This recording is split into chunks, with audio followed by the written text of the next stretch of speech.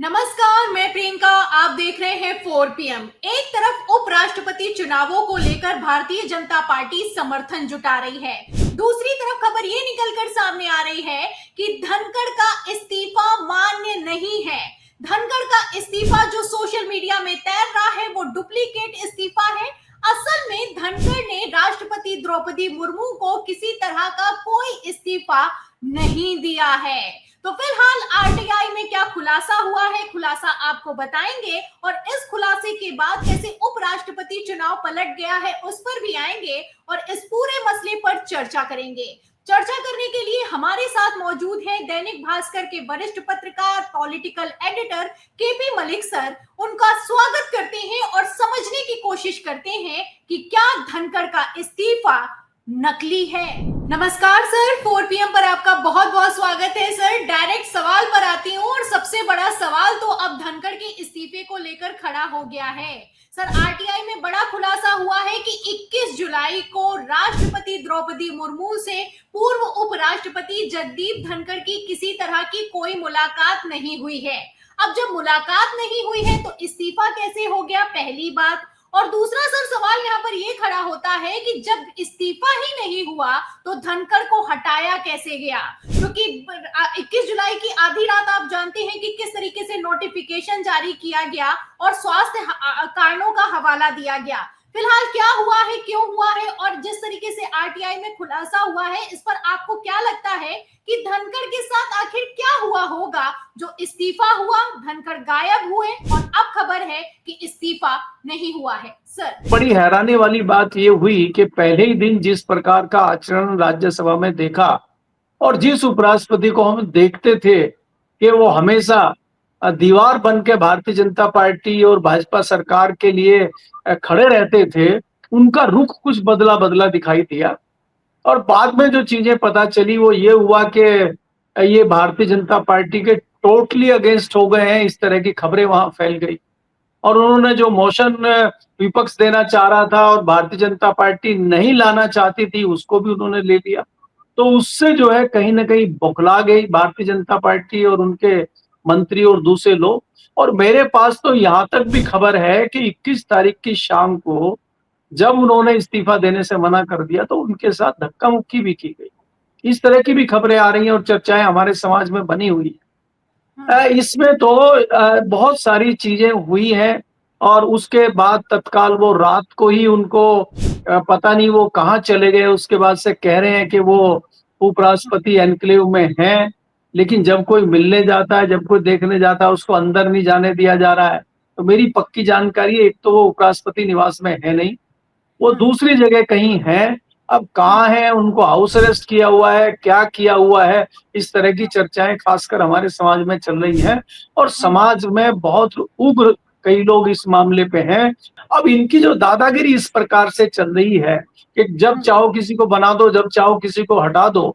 अगर उपराष्ट्रपति जैसे पद के लिए इस तरह की चीजें हो रही हैं तो ये दुर्भाग्यपूर्ण है। अब आप ये देखिए कि जिस प्रकार से उनको हटाया गया, हमारी जानकारी ये है कि उनको कहीं हाउस अरेस्ट करके रखा गया है और उनको बोलने नहीं दिया जा रहा है, उनकी आवाज को बाहर नहीं आने दिया जा रहा है। तो इसका क्या मतलब निकाला जाए कि तानाशाही चल रही है? तो हमारी जो जानकारी हुई है, जो लोगों से आपस में बात हुई है, वो ये बताया गया है कि वो अपने आधिकारिक निवास पे तो नहीं है, लेकिन इंडिया गेट की ही 1 किलोमीटर की परिधि के अंदर उनको कहीं रखा गया है।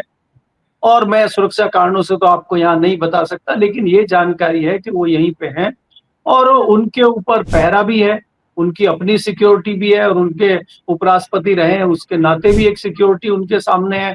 और सिक्योरिटी आजकल क्या काम करती है, सुरक्षा से ज्यादा वो जासूसी का काम करती है, ये भी आप जानते हैं। तो इसलिए बहुत सारे सवाल खड़े हो रहे हैं जिसके जवाब मुझे लगता है कि 9 तारीख के बाद ही मिलेंगे, क्योंकि 9 सितंबर को जब तक नए उपराष्ट्रपति नहीं आ जाते तब तक मुझे नहीं लगता वो बाहर आ पाएंगे या कुछ बोल पाएंगे या कुछ चीजें अपनी सामने रख पाएंगे। तो इसलिए मुझे नहीं लगता कि 9 तारीख से पहले कुछ होगा और ये भी नहीं चाहेंगे कि वो 9 तारीख से पहले आए और कोई ऐसा रायता फैला दे जिससे भारतीय जनता पार्टी बैकफुट पे चली जाए। लेकिन ये दुर्भाग्यपूर्ण है कि इस तरह की चीजें अगर हो रही हैं और सब चुपचाप बैठे हैं। अभी विपक्ष भी उस तरह से जिस तरह से विपक्ष को सवाल पूछने चाहिए, जो आचरण करना चाहिए, विपक्ष भी मुझे उस तरह की उसमें अवस्था में लगता नहीं है, क्योंकि विपक्ष की तरफ से कोई गंभीर इस तरह की चीजें नहीं की गई हैं या सरकार के ऊपर सवाल नहीं उठाए गए हैं कि भाई ऐसे क्यों उनको रखा गया, सामने लाया जाए उनको। तो कपिल सिब्बल ने कहा था कि भाई हम कोर्ट में जाएं, क्या करें, वो गायब हैं, उनके ऊपर क्या किया जाए, तो लापता, हाँ लापता है, वो लापता है तो हम क्या करें। तो उसमें कोई कानूनी कार्रवाई होनी चाहिए। अगर भाजपा जवाब नहीं दे रही है, सरकार जवाब नहीं दे रही है, तो कपिल सिब्बल और दूसरे लोग जो सदस्य हैं उस सदन के, वो उनको जाना चाहिए कोर्ट में। अब क्यों नहीं गए, इसमें भी कोई राजनीति है, क्योंकि सियासी दल अपनी राजनीति पहले देखता है, बाकी चीजों को बाद में देखता है। क्या उनकी भी कोई राजनीति है, उनकी भी कोई रणनीति है, ये भी देखने वाली बात। जी, जाहिर सी बात है सर, जाना भी चाहिए। और राहुल गांधी ने तो कह भी दिया है कि जब देश का उपराष्ट्रपति गायब हो सकता है तो होने को तो कुछ भी हो सकता है। फिलहाल सर, आपको क्या लगता है, कायदे से नियम तो ये कहता है कि गृह मंत्री हो चाहे प्रधानमंत्री हो, उपराष्ट्रपति का इस्तीफा तो नहीं ले सकता, ना ही मांग सकता है। तो अब खबर ये निकलकर सामने आ रही है कि धनखड़ की जब राष्ट्रपति से मुलाकात ही नहीं हुई तो इस्तीफा कैसे हो गया। और अगर मुलाकात नहीं हुई है, आरटीआई के दावे में जो खुलासा हुआ है, इस हिसाब से क्या धनखड़ अभी भी उपराष्ट्रपति हैं? आपको क्या लगता है सर, ये जो जिस तरीके से ये इस्तीफा हुआ है, क्या ये पूरी तरीके से गैर कानूनी है सर? देखिए प्रियंका, पहली बात तो आपको ये देखना होगा, जब तक मीडिया में या बाहर आके धनखड़ खुद अपना स्टेटमेंट नहीं दे रहे हैं, या जब तक वो नहीं बोल देते, तब तक तो ये राज राज ही रहेगा। अब क्या हुआ है क्या नहीं हुआ है, ये कैसे माना जाए। अब वो इस्तीफा, अब यहाँ तो बहुत सारी डुप्लीकेट, नकली, फर्जी चीजें चल रही हैं।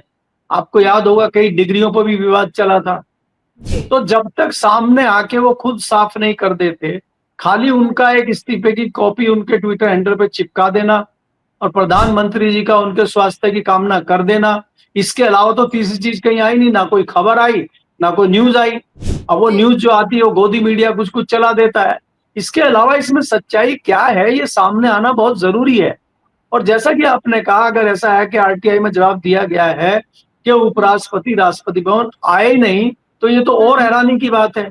और आज भी अगर देखा जाए, अगर उन्होंने इस्तीफा नहीं दिया है, वो फर्जी इस्तीफा है या किसी ने जानबूझ के इस तरह का किया है, तो वो तो उपराष्ट्रपति हैं आज की तारीख में भी, तो वो खुद भी कई एक्शन ले सकते हैं।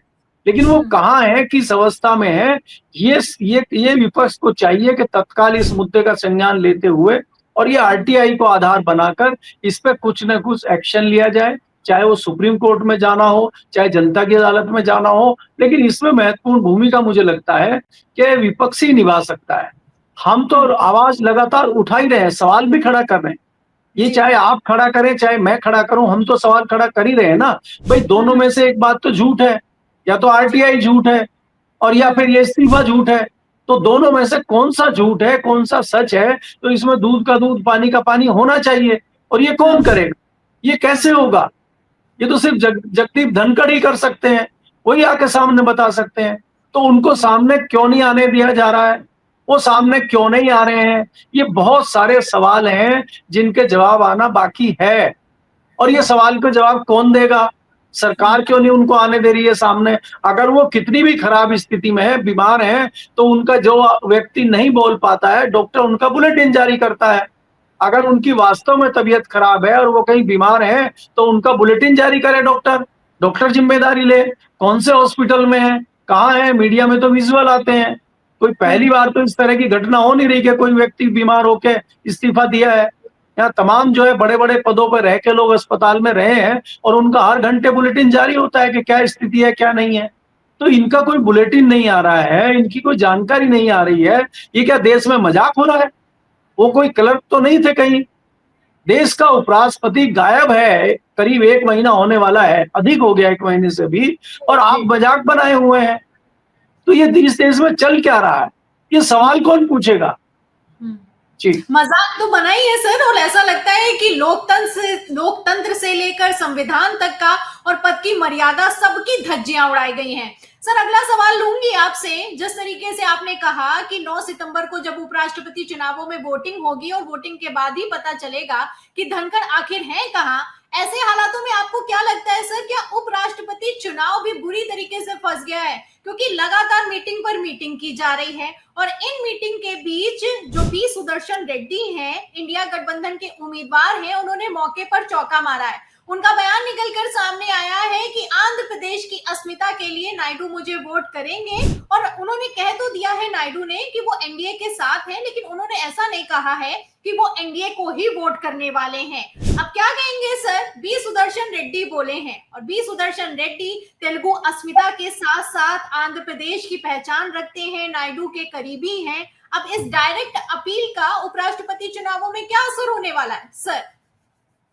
देखिए प्रियंका, आपको एक तो ये देखना होगा कि सुदर्शन रेड्डी जी के और नायडू के बहुत अच्छे संबंध हैं। जी। और सुदर्शन रेड्डी जी रिटायर होने के बाद में बहुत अच्छा काम तेलंगाना और आंध्र प्रदेश में कर रहे हैं। मुझे कोई दो राय नहीं है इसमें कि आंध्र प्रदेश और तेलंगाना से तमाम वोट सुदर्शन रेड्डी जी को आने वाले हैं, इसमें कोई दो राय नहीं है। क्योंकि इस इलेक्शन में कोई विप जारी नहीं होती है, इस इलेक्शन में कोई दिखा के वोट, छुपा हुआ सब वोट होता है। अपने विवेक के आधार पे जो है वोट डालते हैं सांसद। दूसरी चीज इसमें यह है कि मुझे उस पर कोई आश्चर्य नहीं है कि आंध्रा से, तेलंगाना से सुदर्शन जी को वोट मिलेंगे। मुझे आश्चर्य इस बात का है कि भारतीय जनता पार्टी के कितने सांसद सुदर्शन रेड्डी जी को वोट करेंगे। मेरे लिए ये बड़ी बात है। लगातार सूचनाएं आ रही हैं और मैं पिछले 3 महीने से कह रहा हूं आपको कि कम से कम 3 दर्जन सांसद ऐसे हैं भारतीय जनता पार्टी के जिन्होंने विरोध में झंडा उठाया हुआ है। और ये रोज लिस्ट बनती है। पिछले दिनों लिस्ट चली थी कि 37 सांसद हैं, पीछे चली कि 32 सांसद हैं, कल खबर आई कि 29 सांसद हैं, और मैं 3 दर्जन बता रहा हूं। 3 दर्जन सांसद ऐसे हैं जो भारतीय जनता पार्टी के उम्मीदवार के खिलाफ जाके वोट करने को तैयार बैठे हैं। और इन्होंने क्या किया, उनको ढूंढने की कोशिश कर रहे हैं। आपके उत्तर प्रदेश में 2 गदाधारी भीम लगाए गए उनके पीछे, जो आपके उपराष्ट्रपति हैं, कि ढूंढ के लाओ ये कौन कौन से सांसद हैं जो भारतीय जनता पार्टी के उम्मीदवार के खिलाफ वोट कर सकते हैं। तो इस तरह से भारतीय जनता पार्टी की स्थिति ऐसी संशय वाली बनी हुई है। और दूसरा सबसे बड़ा सवाल ये है कि जो चाणक्य हैं पार्टी के, जो तमाम चुनाव जिता देते हैं, वो एक छोटा सा कॉन्स्टिट्यूशन क्लब का चुनाव नहीं जिता पाए। तो बाहर ये भी मैसेज आ गया है कि जो भारतीय जनता पार्टी का इंटरनल चुनाव था, दोनों सदस्य भारतीय जनता पार्टी के थे, लेकिन ये माना जाता है रूडी साहब वो इनके खेमे के नहीं है, उनसे इनकी अदावत चल रही है पहले से, मोदी और शाह की। उन्होंने पहले ही मंत्रिमंडल से उनको बाहर कर दिया था। तो अगर तमाम विरोध के बावजूद वो जीत जाते हैं तो क्या जताता है कि भारतीय जनता पार्टी के लोगों ने भी उनको वोट दिया। और अमित शाह ने पूरी ताकत लगाई, उनका नाम भी यूज हुआ, और तब भी उनका कैंडिडेट हार जाता है। तो ये जताता है कि चाणक्य में अब उतना दम नहीं रहा है जिसके लिए वो प्रसिद्ध हैं।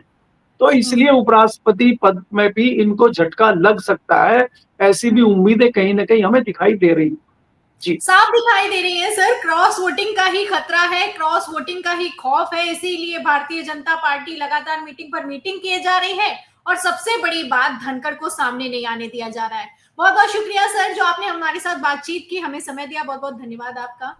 तो सुना आपने, ये थे हमारे साथ दैनिक भास्कर के वरिष्ठ पत्रकार और political editor KP Malik sir. उन्होंने हमसे बातचीत के दौरान बड़े खुलासे किए हैं। उन्होंने बताया है कि धनखड़ उपराष्ट्रपति आवास में मौजूद नहीं है, वो इंडिया गेट के आसपास कहीं पर हाउस अरेस्ट किए गए हैं। तो इन सब के बीच सवाल ये खड़ा होता है कि क्या धनखड़ ने अभी तक इस्तीफा नहीं दिया है, और अगर राष्ट्रपति और उपराष्ट्रपति की 21 जुलाई को मुलाकात नहीं हुई है तो धनखड़ का इस्तीफा भी मान्य नहीं होगा।